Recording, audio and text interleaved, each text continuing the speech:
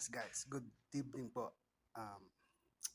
Tingnan na po natin yung mga nangyayari dito sa dilim. Pagka kagat na ng dilim, mga nangyayari. Manghuhuli tayo ng mga nakakatuwa.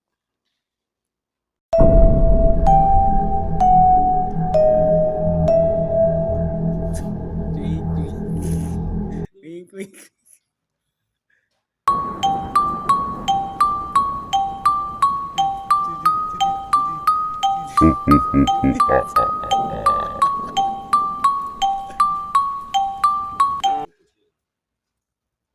Oo, ito na model ko. Ano model? Model ng puwet.